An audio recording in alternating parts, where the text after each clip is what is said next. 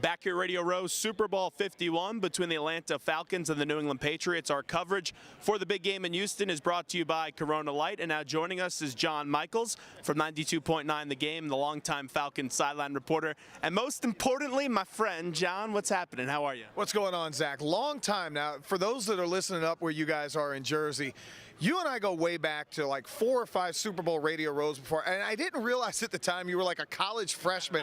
And now you're all grown up. You've got a job. Congratulations to you, man. It's great to see you grow in this business the way that you have. Well, I appreciate it, and somehow I imagined it to get even bigger and bigger through the years, because when I saw you, I probably deceived you a little bit, because you probably thought I worked in the industry with how big I am. Yeah, exactly, and I deceived you then and made you think that I was more than just a nighttime host. Now I actually have a real time slot and good stuff, and year 6 on the sidelines with the Falcons, and who would have thought after a couple of down years that here we'd be representing Atlanta in a Super Bowl in Houston. It's really surreal. Hasn't all the way hit me yet that we're here and the game will be there on Sunday, but I'm getting used to it. This is a lot of fun so far. Before we get into the game, when you were coming down here yesterday, you're on the bus, then went on the team plane, and you're flying with all the Falcons. Just what is that like with the excitement right now with this franchise that has never won a Super Bowl? Yeah, it's unbelievable. The fan base down there gets a bad rap, and sometimes it's warranted. I've equated Atlanta to being an event city. It's Miami, it's Los Angeles without the beaches. We still have the pretty women, but not as many beaches. But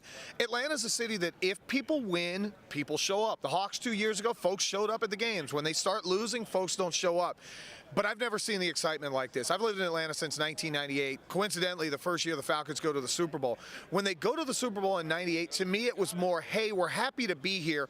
We're shocked that we beat Minnesota, but here we are playing Denver, and maybe we win, maybe we don't. This year, people truly believe they are going to win the Super Bowl, and I do as well. Yesterday, we arrived at Flowery Branch around noon. There was a couple hundred fans outside of Flowery Branch, and for those who will say, hey, it's just a couple hundred fans, understand Flowery Branch is 45 minutes north of the city. It's kind of out in the middle of nowhere. It's a 2-lane road getting to Falcons headquarters. So there's people there. They watch the team leave. Well, as we're driving down I-85, it's about 35 minutes to downtown, 35, 45 minutes, and people are pulling up next to the buses, taking pictures, they're waving, they've got flags. There's people sitting on overpasses, cheering the buses on as they leave.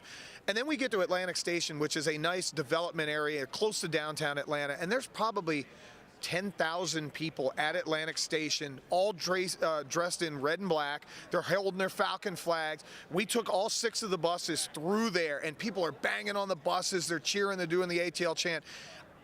I don't know how the Beatles felt in the 60s or, you know, how NWA did when they were really popular back in the 80s, but this is how it had to feel like leaving. It was a really surreal moment to see that yesterday. Different strengths of the teams, but obviously last year you saw Carolina come in, and no one saw that coming before the year started, and now it's the same thing with the Falcons. How did everyone miss on the Falcons before the year started? It was simple. You go from 4 wins to 6 wins to 8, and Matt Ryan had statistically his worst season a year ago, 21 turnovers total. How do you take that and look and say, okay, they drafted, you know, a safety in the first round. You draft an undersized linebacker in round 2, a tight end, and your free agent moves weren't overwhelming. You sign Mohamed Sanu, you let Roddy White go. You sign Derek Shelby, you bring back Sean Weatherspoon. Alex Mack was obviously a huge move, but outside of that, sort of underwhelming. So I don't think anybody looked at this team and said, hey, they're going to go from 21 points a game to 35 points a game. They're going to go from 8 wins to 11 and get a couple of home games in the playoffs. Even us as Atlanta Falcons supporters, I said 10-6, and they probably make the wild card. Not in my wildest expectations that I think this team would be a Super Bowl team. And you just see the quarterback playing so cool, calm, and collective. And there's been a lot of Matt Ryan haters. I've never been one of those. But just the turnaround from last year to this year, it's unbelievable. He's not, I'm not going to say he's the best quarterback in the league, because I still think it's Brady. But he's the MVP of the league, right? Absolutely. There's no doubt he's the MVP. And I know Michael Wilbon of ESPN said, oh, if anybody votes for Matt Ryan over Tom Brady, they should be fired. I think his take should be fired in that. Take the equation out. Take out the fact that Tom Brady's now in his 7th Super Bowl and Matt Ryan's in his 1st. Take the names off the back of the jersey and just look at what they've done this year. It's been Matt Ryan, and it's not even close. The thing with Matt Ryan, not a lot of people realize he was a really good quarterback before last year's aberration. Remember, he throws for 4,800 yards the year that Harry Douglas is your leading receiver, that they were throwing to a kid named Darius Johnson, who's not even in the NFL anymore, and they were a struggling franchise. Matt hasn't always had great pieces around him. Now, the one argument you could say, Brady makes whatever he has at wide receiver look better. Aaron Rodgers with a ragtag group gets to an NFC title game. This is the first year that I really believe Matt Ryan drug a team along with him, because talent-wise, they're not the most talented team in the NFL, but right now they're playing like the best team in the NFL. A lot of people in this game are going to pick the Patriots just because of Brady and Belichick, and they've been doing this since 2001, winning on this stage. You think the Falcons are going to win the game. Why is that when you look at a team that's been so consistent that you're going up against for so many years? I think Atlanta's peaking at the right time, and I said before the playoffs the Falcons would win the Super Bowl. There was no doubt in my mind the way they were playing down the stretch. But you're peaking at the right time, and I don't know how much this gets played up nationally, but this team has a belief within that locker room, within the 53 guys that are going to be out there on Sunday afternoon, that they have each other's back, and they will be better than anybody else. They talk about brotherhood in Atlanta, and you'll hear Dan Quinn say that probably 7,000 times during Media Row and everything else. But it's something they believe in. These guys are wearing hoodies with brotherhood on the back. All their like sweatpants and everything embroidered with brotherhood. Dan Quinn was asked a question. This will kind of give you an example. He's asked a question during a media portion this past week. You know, why do you not worry about a repeat of 1998 and the Eugene Robinson situation that took place back then, where he gets busted the night before?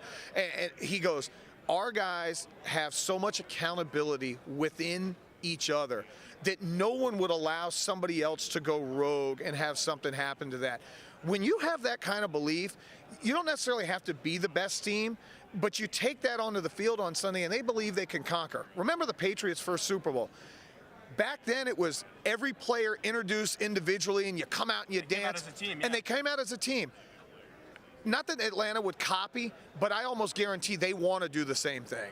Yeah, and the Patriots, they still come out of a team during their entire run with Belichick there, and you both have these two team atmospheres with both of these squads. Belichick, it's always do your job, and no player is bigger than the next player, 1 through 53. It's even. They treat Brady the same way they treat one of the special team players.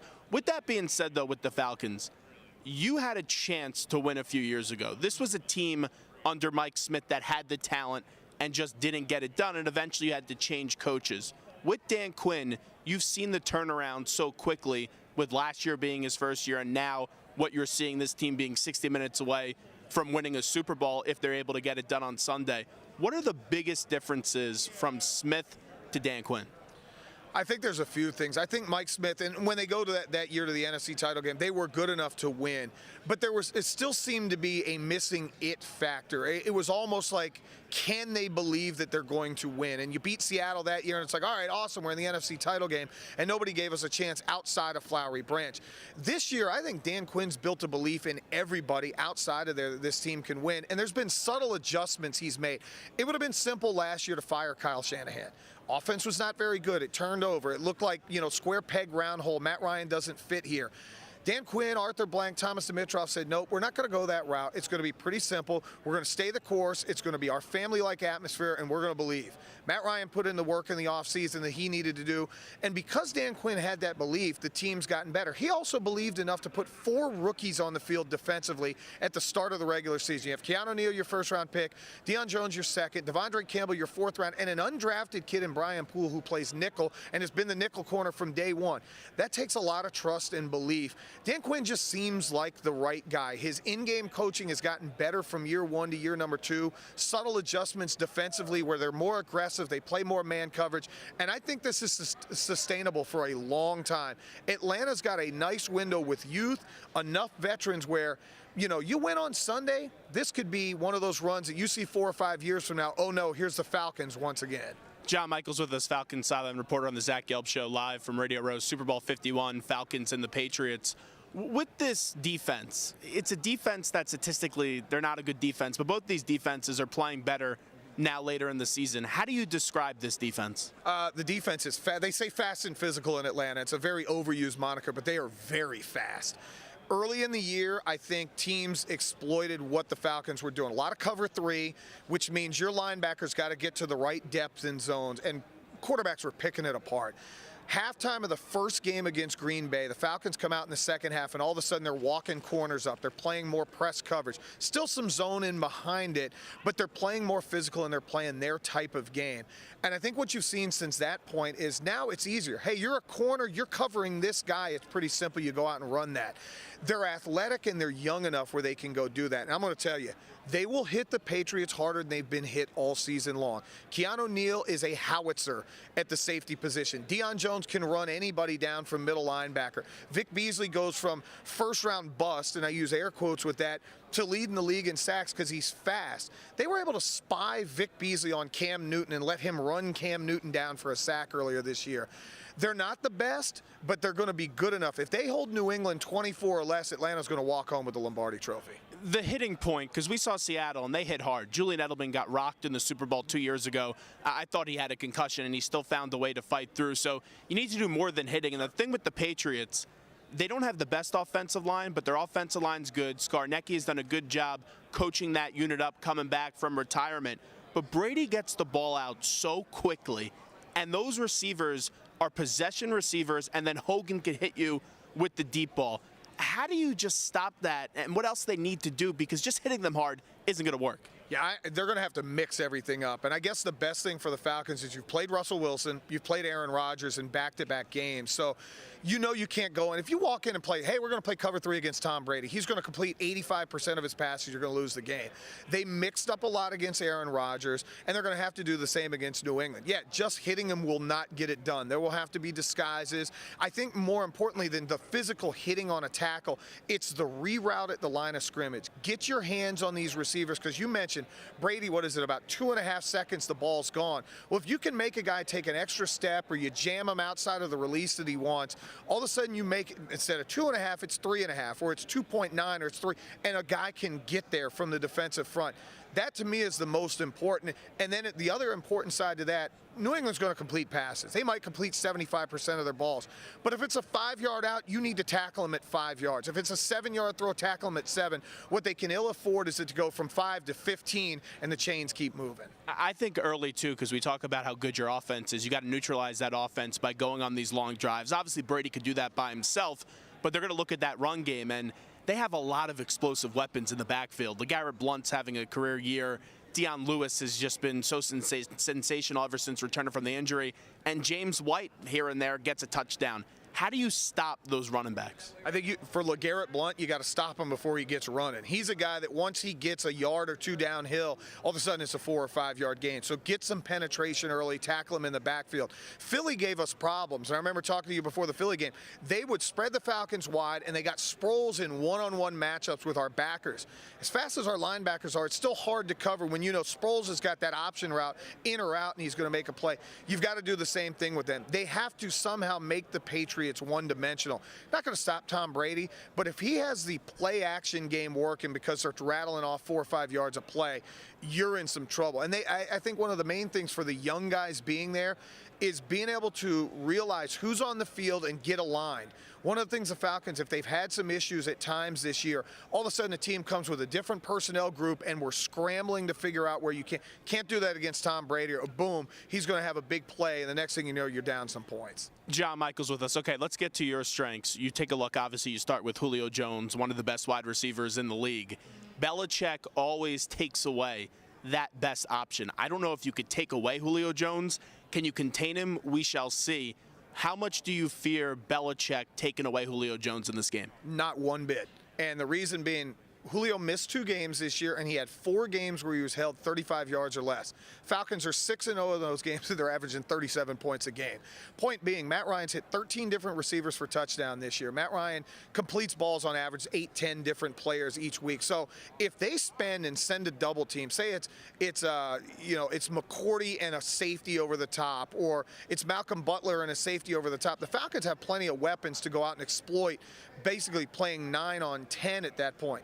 What do you do then when you split out Devontae Freeman and Tevin Coleman and you get backers matched against them? What do you do with Mohamed Sanu, a second receiver who's worked well? And they sprinkle in the tight ends just enough to make you cover them as well. Falcons are very well versed at finding matchups that work for them, exploiting them. So yeah, Belichick may go and say, we're going to take Julio away 100% and that be the main focus. I'm confident that Matt Ryan will find other guys if that's the case. I like the other point that you brought up about your running backs, because I know New England, when you look at the stat sheet, you're not going to say this is the best linebacking core they ever had when they had Bruschi, Vrabel, McGinnis, and all those guys, Ted Johnson for all those years. This was a team, though, that their defense, they've improved drastically since they got dragged up and down the field up against Seattle, a game that I was at. And this has just been a unit that's improved ever since they lost Jamie Collins.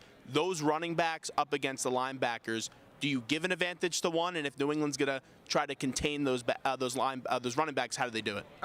It's a pick your poison, and I would give an advantage to Atlanta's running backs. Von Miller has given the ultimate compliment to Atlanta when we beat the Broncos back in like week 4 or week 5. They asked about the offense trying to contain, and he goes, the toughest part is you don't have a number 26, and 26 is Tevin Coleman. Tevin Coleman's a guy that's got straight line 4.3 speed. He can run routes like receivers. He can catch the ball out of the backfield. And what Atlanta's done really cool is they'll go 3 tight ends every now and then with Julio out there and a running back, or maybe 2 backs. They'll get you into a base package and then force you to try to cover our guys one-on-one. Just by personnel grouping, you can't tell which kind of coverage you want to put out there, because Atlanta will throw out of run sets, they'll run out of pass sets. I guess the best way to get them stopped is the same way I mentioned with LeGarrette Blount. You've got to get early penetration. Devontae Freeman's a guy that wants to make you miss in the backfield and can cut on a dime. Tevin's a guy that once he hits that first level, you better watch out, because it's 75 yards out the back door. But New England's going to have to bring their A game if they want to stop those guys. 2 weeks ago, when you won the NFC Championship game, as we're talking with John Michaels, Falcons sideline reporter for 92.9 The Game, when they won, did you see that type of win coming, where it was so dominant, or did you think it'd be a little bit tighter and they'd win the game? No, I picked 38-30 against Green Bay. I didn't think you'd get enough stops on Aaron Rodgers the way they did in the first half to give yourself that working margin. But when you go down and you score to open the game, and then Green Bay misses a field goal, and our offense is good enough where they go score again, all of a sudden Green Bay's behind the 8 ball, and it took some of their run game out of the equation. But no, to answer your question, Simple, I did not see a win, a dominant fashion where we got to walk up the 18th fairway in the 4th quarter, needing quintuple bogey to win. I didn't see that at all. So it was a nice change from what typical Atlanta teams would do. When it's halftime, you know you're winning the game at that point. I know there could be, okay, maybe Rodgers comes back a little bit and you don't want to get too ahead of yourself, and there's superstition involved with it, especially being a sideline reporter. But at some point in the 3rd quarter, you go, okay, this game, without a doubt, it's over. When that clock goes 0-0, take me through the scene on the field and your job in that. First and foremost, I didn't say it was over till it was 44-15. Oh, stop it. It was over when it was 21-0. I think part of the issue is being, a little PTSD from the San Francisco. They were up 17-0 against San Fran, and I start texting people, holy crap, I'm going to make the Super Bowl. And then ultimately they lose 28-24.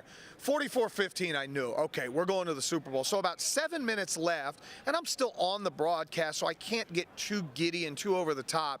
But Dave Archer, who I've worked with for a long time and respect, and he played in the NFL and he played for the Falcons, and he comes on with about 6 minutes left and goes, man, we're going to Houston. And you could hear like the kid excitement for him. So I'm walking up and down the sideline to all the equipment guys and the video guys, and we're high-fiving like, holy crap, we're going to Houston. So when the clock hits 0 and I go off the air, sort of, because Wes signs us off, I'm taking video and I run on the field and I'm hugging, I get to know all the coaches, hugging the players, and then I go into interview mode and I get to interview guys. And I interviewed Rashid Hagman and Ricardo Allen and Vic Beasley and Jonathan Babineau, and we got to interview Matt Ryan. And to see the excitement in their face, it's a surreal moment. It's one I'll never forget. And then the fan in me, I go scoop up some confetti, I throw that in a book bag, I grab me a 4XL NFC Championship shirt, which I gave to one of our great engineers because it's about 4 sizes too big for me. But it was just one of those moments. We dream of this in this business, to get a chance to cover something like this. I've been there when they were 4-12. I've been there in London when we had an 11-hour flight back after blowing a 21-0 lead. To see the flip side of it, words can't put in how excited I am. Who's the best quote on the team? Like, who was that media superstar tonight for media night? Mohamed Sanu. If you get a chance, go talk to Mohamed Sanu. You'll absolutely love it. The team plays it pretty close to the vest. They're not going to say a ton. Julio Jones is going to answer it by the book. Matt Ryan's going to answer it by the book. Devontae Freeman's a great kid. He's kind of soft-spoken. But Mo Sanu, and you know him from Rutgers, he's going to let it fly tonight. He'll have fun. All right, before we let you run, we know your prediction is the Falcons win the game. Tell me how they get there and give me a score or something along those lines. I think to win, you've got to hold New England probably 24 or less. So I'm going to put the baseline at 24 for New England. I think New England's going to have a hard time stopping our offense. I think they'll stop them enough, but I'm saying 28-24, somewhere in that range, Falcons pull off a championship. Does the Atlanta fan travel well this week? Yes, I think they will. There's a lot of people. Houston to Atlanta is a pretty short commute as far as flight-wise. Hour and a half. It's a 12-hour drive, and we had guys that took a bus down here. But I think the Falcon fans, they're so starved for a championship, they'll be here. John Michaels with us on the Zach Gelb Show. John, great to see you. Thanks so much. Dude, thanks as always, and we'll catch up later this week. We'll have to go out. You old enough to drink yet? Of course. I'm 22 years old. There we go. Maybe we'll have a drink this time. You got it. John Michaels, Zach Gelb Show, Fox Sports 920 The Jersey. Our coverage from Houston will roll along right after these short messages.